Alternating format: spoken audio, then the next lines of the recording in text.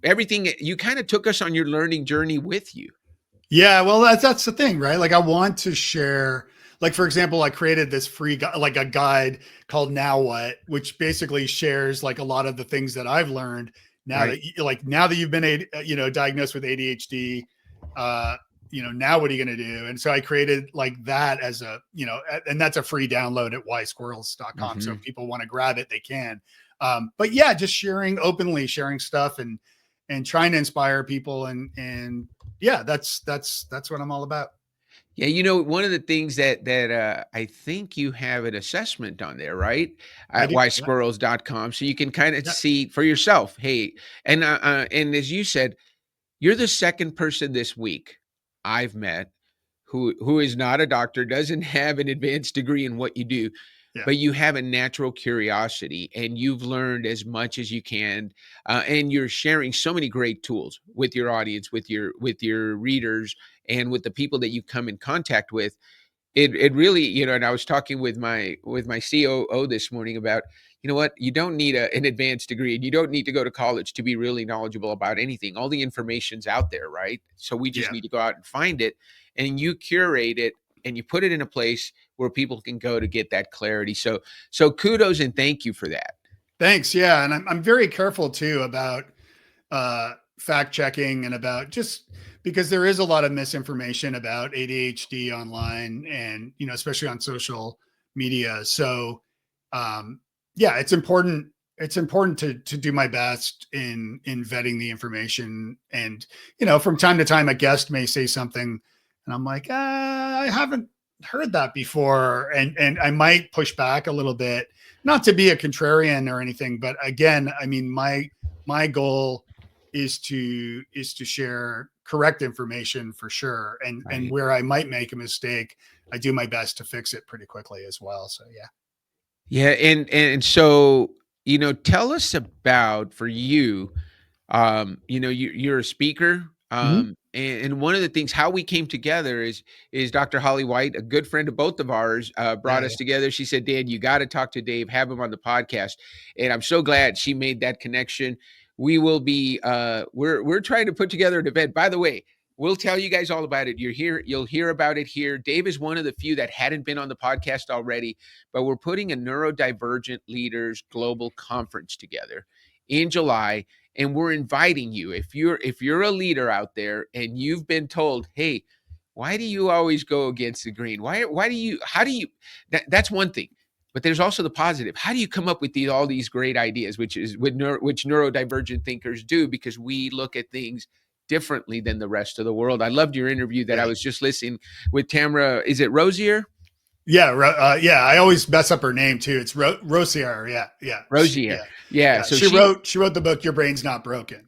And what a great book, right? And that's, and Holly awesome. talks about the fact that, hey, she says ADHD is neither a deficit nor a disorder. She says, hey, it's a gift, and she treats it that way. But what we want to do at that conference, and what, Dave, I think what you're doing is helping people see the gift that ADHD is. What are some of the positives that come from having a neurodivergent mind and looking at things from a different perspective? And inviting, and I think you said it, you invite leaders, you invite people who have been late diagnosed to come into your space and learn, hey, what are the advantages? Yes, there's going to be disadvantages that we come with, like forgetting to pick kids up at school, or losing our car keys, literally listening to someone saying, yes, I'll go do it, and then forgetting a minute later, what did I say I was going to do, right? So those are some of the disadvantages, but that creativity that blossoms out of us is different. What's one of the gifts that you see in people that have been late diagnosed with ADHD? What? Because you work with leaders and high achievers. So what are they really good at? Yeah, I mean, I think it's obviously there's good stuff like, another cliche, but like thinking outside the box, right? Of approaching things in a different way.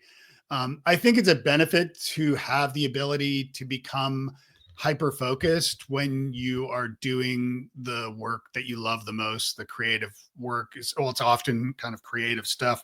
Not necessarily though. I mean, you might love crunching numbers, and so spending time in a spreadsheet can be your place for hyper-focus. So in a sense, I mean, that is kind of a gift in a way. The challenges come when you get distracted while doing that about something else of interest, and suddenly you're hyper focused on the wrong thing, and suddenly the time has just flown by, and you're like, oh crap, I got to get back to whatever the project was. So I would say the ability to hyper focus on creative work is certainly a benefit, and it's something that a lot of people strive for. They're trying to get in the flow, as they say, and perhaps for others it's more challenging, but I think with wise squirrels or ADHDers, I think it's a lot easier. But again, it's just making sure that you're focusing on the right thing. So you just mentioned it, which is really cool. I want to make sure we talk about that. Why wise squirrels? You said with wise squirrels. So what's it mean to be a wise squirrel? Yeah, so it took me a while to think of the name. I kept thinking of squirrel because of the Doug the dog from the movie Up. The ADHD distracted meme with Doug, when he's distracted by the squirrel and he goes, squirrel. Right. So there's that meme, but I didn't want to just call it squirrel or squirrels or distracted squirrels or something, because I thought that was a little belittling. And what I realized is that certainly with undiagnosed and untreated ADHD, obviously, we've all gotten to some point in our lives, and there are successes, some smaller, some bigger, but we've been able to get to where we are. We're still existing. We're still alive. We're still doing what we do. So we've reached these levels of success. And despite our ADHD, despite even knowing we have ADHD. And so with those experiences comes wisdom. And so that's why I call it wise squirrels. So it's we might be squirrely at times, but we're also wise from the wisdom that we've gained through developing coping mechanisms unknowingly to get to where we are today. And it's the wisdom of experience, right? I was listening to you talking to Tamara, and one of the stories that came up, and we won't repeat that same story, but it was little Dave putting a paper clip into an electrical outlet in elementary school and getting in some trouble. Yeah. When if you were to look back, what's the first time that you remember saying, "Hey, you know what? I'm different," and how has that shaped who you became? Because you're obviously very successful. You're doing keynote speaking. You're helping teams achieve better communication, and you're doing that not despite of, but because of your diagnosis. You're able to, as you said, hyper focus on the things that really matter to you and get them done on that creative work. Yeah. When's the first time you remember saying to yourself, I wonder why I did that? Nobody else does, but I keep getting in trouble for that, but it's a good thing. Yeah. Well, even public speaking, and so I studied improv at Second City in Toronto and have performed a lot of improv and actually teach improv as well.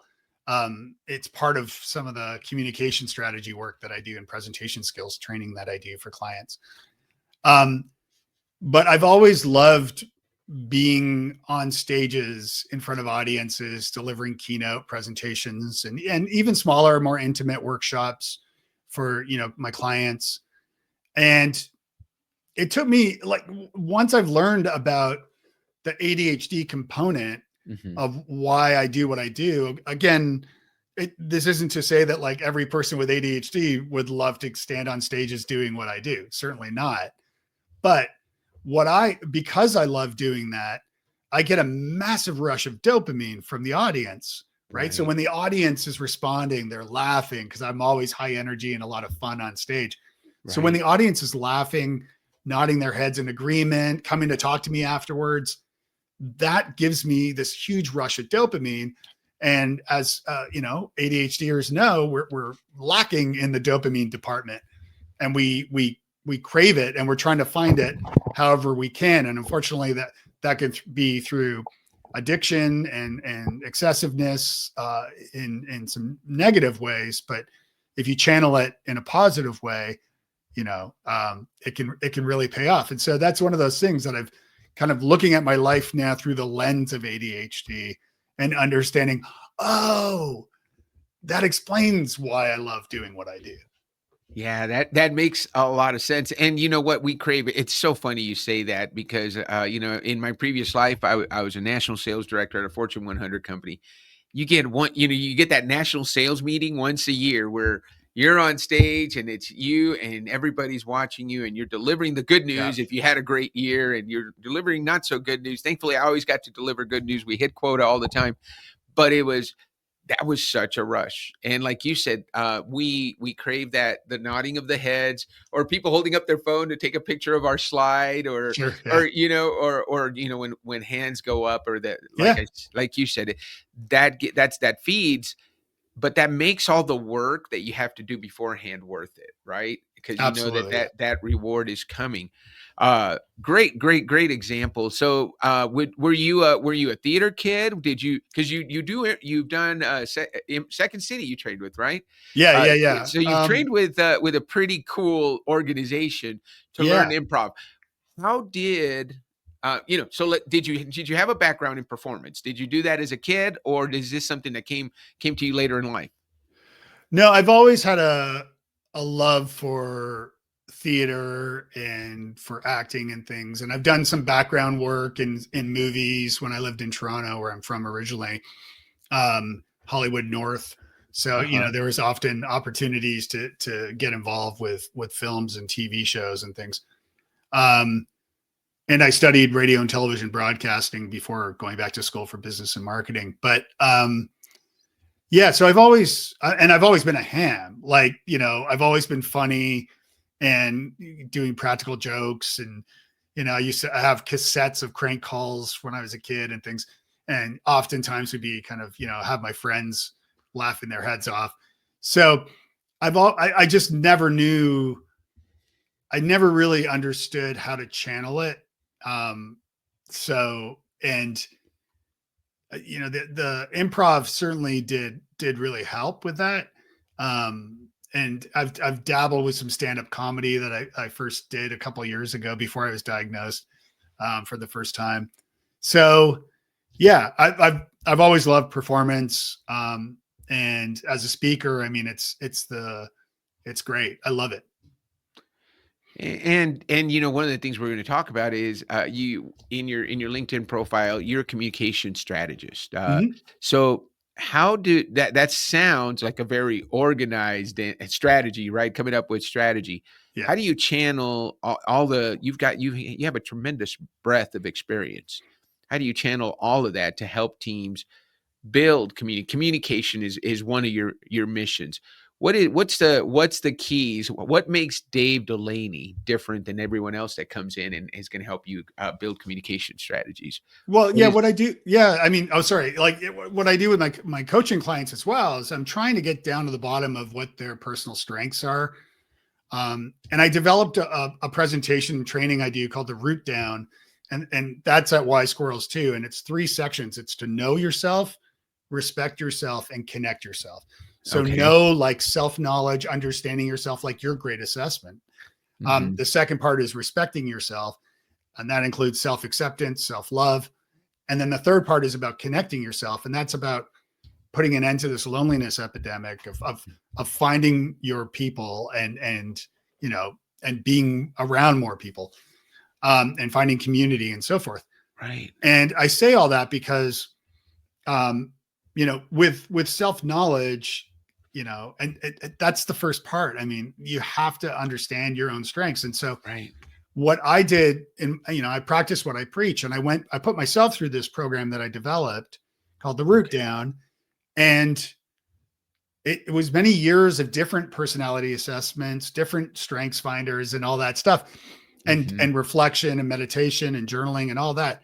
And I realized that everything I'm good at lives under this umbrella of communication, whether it's Okay. podcasting, interviewing people, being on camera, standing, on stages, writing, coaching. It all fits under this communications hat. And I Right. have many years of marketing and promotions and publicity experience and branding. So I know how to do this stuff. And I love the challenge of meeting with new clients, whether they're a coaching client or a company, to pull from my knowledge in order to help them achieve some facet of communication. Mhm. And that might be partly better understanding yourself and your strengths for your own career, Right. and then being able to communicate what you do in order to, change careers, change jobs, or get a job if you're younger or newer Mhm. at work. Um, so yeah, so it's for me, it's all about communication, and the strategy piece comes when I'm working with people to figure out exactly what they want to do, what they want to achieve, and then working on a program to take them through that to get where they Right. want to go. So then, this is great. I love learning more about, because I always ask who is your ideal client? Who do Yeah. you who is the client that when you see them, you're like, oh, I can. Number one, you're obviously you're a contributor, so you where you say to yourself, I know I can help them. I hope that we connect so we can so that I can help them. So, what kind of clients do you just absolutely look forward to working with? Yeah, it varies and it depends, right? And it's a tough one to answer because communication, like, every organization can improve their communication. Sure. Every person can improve their communication skills. I'm not perfect at communication. Just ask my wife, but I'm doing my best to improve, right? And sharing what I learned. So it's a tough one to answer because it, first of all, depends on what the actual engagement looks like. So if it's a coaching engagement, and I offer like a free coaching call at 𝗏𝗏𝗃𝗏𝗃, there's a waiting list, but I do have that there if Mhm. people are interested. Um, so if it's a one-on-one coaching session, then it's about helping someone, usually my age or our age, like mid-career, middle-aged, or even older, looking for the next thing, making a career change, or growing a small business, something new perhaps. Um, Whether it's teaching, I was a speaker for Google for nearly 6 years. And so Okay. Google sent me across the country in Canada representing them and speaking. And I taught thousands of people how to use Google products and services. And I'm a bit of a nerd. So there is that tech side to me. And so for that, it was representing, a great brand, and being Mhm. out there and speaking to the media and teaching people. And I Right. love helping, teaching, and all, and inspiring people. So So it's a hard one to answer. But Future Fourth is my business. And if you go there, you can kind of choose your own adventure of whether you're looking for a keynote speaker, somebody facilitate a workshop, or like a coaching engagement. And DaveDelaney.me, the link on the screen will take someone wherever you can choose from there too. I have too many domains because I have ADHD. That's what I say. Yeah. Well, you know what? And I think we all do, right? We were just talking, my COO and I have Tuesdays we get together and we do creation time. And we're usually together for 4 hours. And that's the time when, throughout the week, projects come up, ideas come up, and we say, okay, save it for Tuesday and let's talk about it. Well, this last Tuesday, I remember we did not get a lot done because I kept going on to different things and moving around. But one of the things that you talk about that I think is really important, and Holly talks about it in that we don't just, there's not a deficit in how we learn. We just learn differently, right? We're not going to be the types that sit in class and take meticulous notes and listen. But if you let us experience and let us do our own research, my daughter, who is not diagnosed, she says, "Dad, you'd be amazed at what I can do when you let me do things my own way." And when we're able to give kids that freedom to just, hey, how would you approach it? And then let them do it. They often surprise us. And I think it's not even just kids. I think our employees on teams, when we allow people the freedom to do it the way they think is the best way to do it, they often come up with ways that are even better than what we would do, right? Well, that fits into like the stories of, the statistics around productivity improving with either a hybrid or a remote team, right? Where if you're working from home or remotely wherever, statistically speaking, you tend to get more work done. Now there's a downside to that too, which, gets into that loneliness factor. Because if you're sitting staring at a webcam all day, that can be a little lonely. And there's different, I have thoughts about that, but, and as far as schools go and things, my kids went to a Montessori school for the first 5 years of earlier, a little longer than that. And Montessori, I loved the idea of Montessori programs because it's very hands-on. It's less sitting in rows and desks like we've been doing since the beginning of education, at least at least here anyway. And so I've always really found the Montessori system to be beneficial. I wish I'd had that. Yeah, no, my daughter went through Montessori preschool, kinder, and then she's now at a classical school where it's very focused on experiential learning, and they do, they have things like they have 4 recesses a day. So they really get these kids moving great. Because we're not built to sit in desks, especially as kids, all day long, taking notes and just paying attention to an adult who is talking to us like Charlie Brown, right? Even your neurotypical people don't like that after a while. No, they don't like it either. Yeah. You said the Charlie Brown thing. I don't know if you saw the meme going around, but, Bueller, like everybody mentions Bueller as the most boring teacher ever. And if you actually, that clip has been going around, I'm not going political, trust me, but as a Canadian, I do have opinions. And that whole bit is actually him teaching a lesson. And there is a lesson in that clip if you watch the whole thing. Right. And the lesson that he's teaching is the most boring topic, I guess the writers of the film of Ferris Bueller's chose, and that's tariffs. Yes. And he's explaining how tariffs, how they work and why they're a bad idea. And oh my goodness. Now you're going to have me Googling that clip now. You got to look up the clip because you'll be like, oh man, like they were trying to warn us in Ferris Bueller's. In 1985, I think. In 1985, right? Yeah. But all we remember is Bueller, which was hilarious. But that's a great, and that's the other thing, have you noticed that as a neurodivergent thinker, as an ADHDer, we notice things that other people don't, right?